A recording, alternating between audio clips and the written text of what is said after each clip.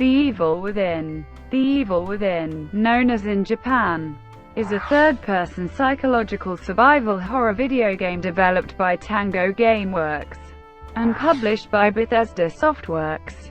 The game was directed by Resident Evil series creator Shinji Mikami, and was released worldwide in October 2014 for PlayStation 3, PlayStation 4, Xbox 360, Xbox One and Microsoft Windows. The game centers on protagonist Sebastian Castellanos as he is pulled through a distorted world, full of nightmarish locations and horrid creatures. Played in a third-person perspective, players battle disfigured nightmare-like enemies, including bosses, using guns and melee weapons, and progress through the levels, avoiding traps, using stealth, and finding collectibles. The Evil Within received a generally positive reception upon release. Praise was mostly directed at the game's horror elements and atmosphere, while criticism was directed at the game's story and characters. A sequel, The Evil Within 2, will be released in October 2017. Gameplay. The single-player story is arranged in chapters, which players complete in order to progress through the story. The game is played from a third-person perspective in which scavenging for supplies and learning when to fight or run are key factors in surviving the dangers of the game. Such dangers include bear traps, barbed wire traps, bombs, and spike traps. The Haunted. The game's most common enemy, Reborn Laura, a multi-limbed, long-haired, crawling creature. Ruvik, the game's main antagonist. The Keeper, a large humanoid with a safe as a head who wields a large meat tenderizer hammer, and Sadist, a large humanoid wearing a spiked metal mask on his face, wielding a chainsaw, and covered in blood. Sebastian Castellanos, the protagonist, needs to make use of the environment and things he may find in order to survive. The game world can transform during scripted events and as a result of player actions, altering locations and creating new paths or teleporting the player to new areas. Castellanos must use medical items to restore health. Some of these items cause temporary hallucinogenic effects. By collecting vials of green gel, hidden throughout the game, players can upgrade Castellanos' abilities. More ammunition, extra stamina, and additional health are some of the upgrades. Players have a safe house called Safe Haven that can be accessed during scripted events and by finding mirrors.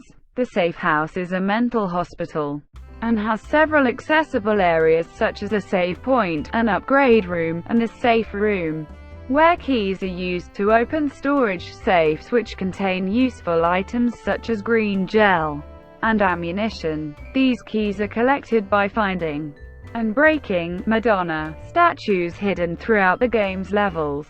There is a nurse called Tatiana who greets Sebastian when he teleports to the safe house. The player has access to various weapons such as a revolver, shotguns, sniper rifle, knife, grenades, and the Agony crossbow, a projectile weapon that fires bolts capable of freezing, blinding, electrocuting, or exploding enemies. Ammunition for weapons is very scarce, but mechanical components can be harvested to craft additional bolts. One source of components, bombs, serve as traps that react to the player's proximity and movement. Bombs can be stuck to walls or the floor, in chests, and in vending machines. The bombs can be disarmed via a mini-game. Melee combat is designed only to create distance between the player and enemies. Although the player can instantly kill some unaware enemies after sneaking behind them, enemies that are downed or incapacitated are capable of reviving. To avoid this, players may set fire to the downed enemy using a limited supply of matches to permanently defeat them. Certain items in the environment, such as bottles, can be thrown to stun or distract enemies. There are 7 different types of collectibles in The Evil Within. Personal documents, Sebastian's personal log, detailing his life as a detective and his life with his wife and daughter. Documents, the personal logs of other characters. Map fragments. Pieces of the game's map, once collected, they are stored at the safe house. Newspapers. Newspapers detailing events concerning or involving Sebastian. Missing persons posters. Posters of characters Sebastian encounters throughout the game who have been reported missing. Audio tapes. Tapes containing a recording that can be played which are recorded by characters through the game. And lastly, jade statues. Collectibles can be found in levels themselves or in the safe house. The player unlocks several bonuses for completing the game. Extra weapons, character models, and bios, AKUMU, difficulty, and New Game Plus are some of the unlocks. Plot. While investigating the scene of a gruesome mass murder at Beacon Mental Hospital, Crimson City Police Detective Sebastian Castellanos, his partner Joseph Oda, and Junior Detective Julie Kidman find themselves suddenly thrown into an unreal world. After hearing a high-pitched noise, Crimson City is destroyed and rearranged by a massive earthquake, and Sebastian wanders through unnatural forests and abandoned buildings full of monstrous creatures, and witnesses the apparition of a disfigured man in a white hood. Trapped in the nightmare world, Sebastian encounters one of Beacon's doctors, Marcelo Jimenez, who is searching for his patient, Leslie Withers. Jimenez identifies the hooded stranger stalking them as Ruvik. Elsewhere, Kidman is being forced to relive memories of her indoctrination into an organization known as Mobius. It is revealed that Kidman is actually an undercover agent, sent by Mobius to retrieve Leslie from Jimenez, apparently as leverage to force Jimenez to continue working for them. Jimenez had been working with Mobius on a project known as STEM, a machine capable of uniting minds into one, with one influencing mind at its center. Jimenez activated STEM without Mobius's permission, signaled by the high-pitched noise. But Mobius anticipated this, and trained Kidman to navigate the STEM world and retrieve Leslie. Sebastian learns of the story of Ruvik, born Ruben Victoriano, through various memories that Ruvik places him in. Ruben was an intellectually gifted, but mentally unstable child, and was close to his sister, Laura. While playing in a barn on their family's estate, Laura was killed, and Ruben severely burned after the barn was set on fire as an act of revenge against their parents. Ruben's father began hiding him in the basement of the family manor. Deeply traumatized over Laura's death, Ruben eventually killed both of his parents, took control of their fortune, and continued to donate money to Beacon Mental Hospital in exchange for test subjects for his experiments into the human psyche. Ruvik began designing STEM as a means for him to reshape reality, so that he could physically travel back into his memories and live his life again with Laura. Jimenez then took notice of Ruvik's work and revealed it to Mobius, who wished to use it for their own purposes. However, with the machine only being calibrated to work with Ruvik as its center, Mobius were forced to use Ruvik's brain after killing him, which allowed Ruvik to maintain control of the STEM world. Kidman realizes that Mobius in fact wants to make Leslie as a replacement for Ruvik's brain, an easily manipulated, blank slate mind, which they can use to power STEM and create a world of their own design. When Dr. Jimenez, aided by Sebastian, tries to use Leslie to return to reality, he realizes that Ruvik wants to transfer his mind to a compatible host and escape into the real world.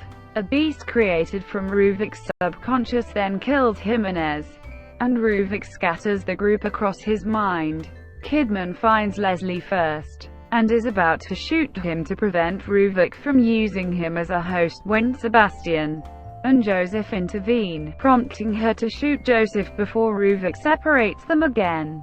Kidman tries desperately to turn against Mobius, but realizes that she has been given a serum which has allowed Mobius to travel into the STEM world with her. Sebastian finds Leslie, and guides him back to the hospital. At the top of the lighthouse, he sees his own body in a bathtub hooked to the STEM machine. Kidman arrives and attempts to convince Sebastian that Leslie has to die. Ruvik interrupts them, gets hold of Leslie, and absorbs him. Sebastian battles a gigantic creature created from Ruvik's subconscious and defeats it. Waking up in the bathtub, he pulls himself off the machine, removes Ruvik's brain from the stem, and crushes it. He wakes up in the tub again with Kidman by his side, monitoring him. She motions for Sebastian to stay quiet. Sebastian falls unconscious, and later wakes up in the same tub, with no one around except for the bodies of Jimenez and Joseph. As police and SWAT reinforcements arrive, Sebastian exits the hospital, and notices Leslie walking out of the main gates. Sebastian has a brief headache, a sign of Ruvik's influence on subjects within the STEM, which causes him to lose sight of Leslie. It is implied that Ruvik has returned to the real world, and is able to influence those who were connected to his machine, intending to take revenge on the organization that betrayed him. Development. The Evil Within began development in late 2010 under the codename Project Sphy. Resident Evil creator Shinji Mikami served as the game's director, with development taking place at his studio Tango Gameworks. The studio was bought by ZeniMax Media in 2010. Shortly after development began, Mikami said that he wanted to make a survival horror game as he believed that contemporary horror games relied more on action than survival. The game was announced in April 2013. Believing that the tropes of the survival horror had become predictable over time, the design deliberately attempts to make the player feel powerless by taking place in confined spaces, limiting ammunition, and presenting near-invincible enemies that promote running and hiding over engaging in combat. Art director Naoki Katakai said that the design concept of enemies, such as those wrapped in barbed wire or filled with glass shards, is that they are victims suffering under a greater evil.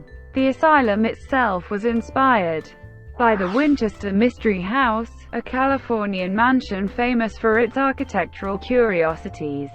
The Evil Within is built on the id Tech 5 modified by Tango Gameworks, with a new dynamic renderer enabling dynamic lighting to the game. Tessellation is also added on April 15, 2013, and over the next few days, Bethesda Softworks revealed a series of short, cryptic videos teasing the new game, officially announcing it on April 19, 2013, revealing the title, the platforms it will be released on, and a live-action teaser trailer. A second trailer was released on September 17, 2013. And an extended gameplay video was revealed on September 27, 2013. Bethesda announced that the game had gone gold on September 25, 2014. Release. The Evil Within was released in October 2014. In Japan, the game was released as Psych Outbreak. The Japanese version had to remove gore-related content to receive AD content rating to avoid limiting its potential audience. This content can be restored via optional DLC. Warner Bros. Movie World in Queensland, Australia, created a maze populated with real-life characters from the game as part of its annual Fright Nights event to promote the game. Prior to the game's release, Titan Comics released a 4-part miniseries set before the events of the main game, The Art of the Evil Within, a book collecting concept art and behind-the-scenes material from the game. was released by Dark Horse Comics alongside the game on October 14, 2014. The game also features downloadable content missions which feature Julie Kidman and the enemy, the Keeper, as playable characters. A story-based campaign following Kidman was released as 2 separate DLC packs, which introduce new enemies, locations, and focus on unsolved mysteries from the main game. The first of the 2 DLCs, titled The Assignment, was released on all platforms in March 2015 worldwide, while The Consequence followed later in April 2015. The final DLC content, The Executioner, follows the character called the Keeper through a series of mission-based levels with sadistic objectives. The content allows players to play in a first-person perspective, and was released on May 25, 2015. The Evil Within is prominently used in cosplay. Critical response. The Evil Within received generally positive reviews from critics upon release. Aggregating review websites GamerRankings and Metacritic gave the Xbox One version 76.26% based on 23 reviews, and 79/100ths based on 24 reviews. The PlayStation 4 version 75.44% based on 45 reviews, and 75/100ths based on 65 reviews, and the Microsoft Windows version 63.11% based on 9 reviews, and 68/100ths based on 18 reviews. Computer and Video Games described it as the game Resident Evil 5 should have been, although they were critical of some technical issues. Videogamer.com liked the gunplay and horror, but disliked the story and its pacing, stating, "The Evil Within has enough magic to make it a worthy investment." Destructoid said, "The game will definitely scratch the itch of someone who has been pining for a return to the older days of gaming. But everyone else who has come to expect that certain layer of polish likely won't be amused." Polygon's Philip Collar summed up his thoughts by saying, "The Evil Within has great moments where the excellent combat and creepy environmental design come together. But those moments are fleeting, inevitably sapped of their delightful terror by design choices that feel trapped in the glory days of a decade ago." Games Radar's Ashley Reed gave the game a 3.5/5, commending the game for providing innovation and a story that keeps the player involved. Even though she mostly likes the game, Reed had several criticisms, stating, "The Evil Within stumbles in a few too many places to be Mikami's magnum opus. It artificially forces players into punishing combat scenarios more times than can be ignored, and plots and themes with great promise end up sputtering out in disheartening fashion. Still, it would be wrong to dismiss all the things it does right. Between a gorefest that's thoroughly engrossing, amazing feelings of triumph created by the imposing difficulty, and a plot that gets to the core of some very unsettling themes, The Evil Within brings enough to the table that it deserves a taste." Lucy O'Brien of IGN gave it a positive score of 8.7 out of 10 in her review of the game. She praised the gameplay and horror of the game, but criticized the boring protagonist, Sebastian, and the saggy and convoluted plot, stating that, while its story does end up buckling under its own ambition, there is little here that takes away from the joy of experiencing survival horror under the steady hands of a master of the craft.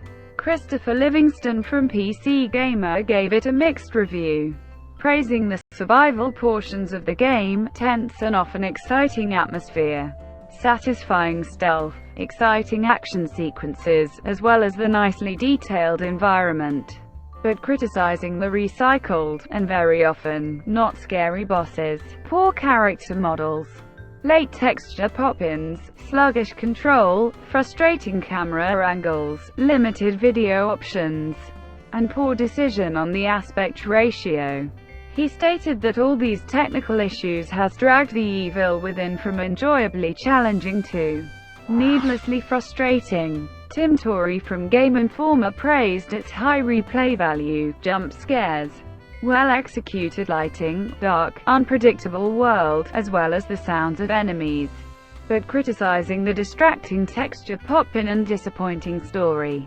He summarized the game as an unnerving experience that keep your palms sweaty while delivering a harrowingly rewarding gameplay trial. Sean McInnes of GameSpot spoke well of its striking atmosphere, tense combat that encourages resourcefulness, and rewarding skill progression system, but criticizing the nonsensical story, unforgettable characters, autosave system, and a few frustrating boss fights. As the aspect ratio of the game received criticism, a patch was released on June 23, 2015 that allows players to play the game in full screen. Sales. The Evil Within was the second best-selling game in the United Kingdom for all formats during the week of its release. In the United States, the game was the third best-selling game of October 2014. The game set the record for the highest-selling first month of sales for a new survival horror intellectual property. But the record was later broken by Dying Light, when it released in January 2015. Sequel. At E3 2017, Bethesda revealed the trailer for a sequel, The Evil Within 2. The game will take place 3 years after the events of the original game, and will feature Sebastian returning to STEM to look for his believed-to-be-dead daughter Lily. The game is said to be released on October 13, 2017 for PC, PlayStation 4 and Xbox One. Thank you for watching. Please like and subscribe below.